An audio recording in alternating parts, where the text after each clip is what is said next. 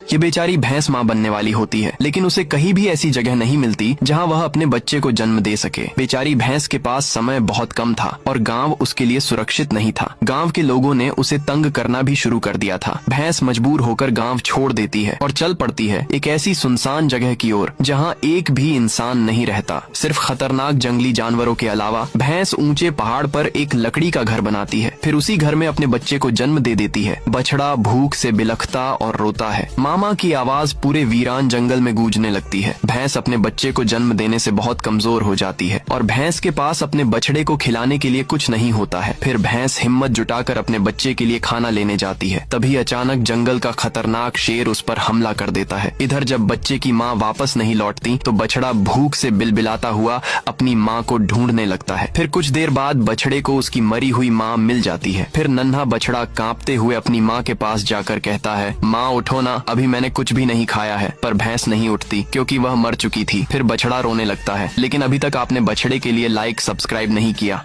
ये बेचारी भैंस माँ बनने वाली होती है, लेकिन उसे कहीं भी ऐसी जगह नहीं मिलती जहाँ वह अपने बच्चे को जन्म दे सके। बेचारी भैंस के पास समय बहुत कम था और गांव उसके लिए सुरक्षित नहीं था। गांव के लोगों ने उसे तंग करना भी शुरू कर दिया था। भैंस मजबूर होकर गांव छोड़ देती है और चल पड़ती है एक ऐसी सुनसान जगह की ओर जहाँ एक भी इंसान नहीं रहता। सिर्फ खतरनाक जंगली जानवरों के अलावा भैंस ऊंचे पहाड़ पर एक लकड़ी का घर बनाती है। फिर उसी घर में अपने बच्चे को जन्म दे देती है। बछड़ा भूख से बिलखता और रोता है। मामा की आवाज पूरे वीरान जंगल में गूंजने लगती है। भैंस अपने बच्चे को जन्म देने से बहुत कमजोर हो जाती है और भैंस के पास अपने बछड़े को खिलाने के लिए कुछ नहीं होता है। फिर भैंस हिम्मत जुटाकर अपने बच्चे के लिए खाना लेने जाती है। तभी अचानक जंगल का खतरनाक शेर उस पर हमला कर देता है। इधर जब बच्चे की माँ वापस नहीं लौटती तो बछड़ा भूख से बिलबिलाता हुआ अपनी माँ को ढूंढने लगता है। फिर कुछ देर बाद बछड़े को उसकी मरी हुई माँ मिल जाती है। फिर नन्हा बछड़ा कांपते हुए अपनी माँ के पास जाकर कहता है, माँ उठो ना, अभी मैंने कुछ भी नहीं खाया है। पर भैंस नहीं उठती क्योंकि वह मर चुकी थी। फिर बछड़ा रोने लगता है, लेकिन अभी तक आपने बछड़े के लिए लाइक सब्सक्राइब नहीं किया।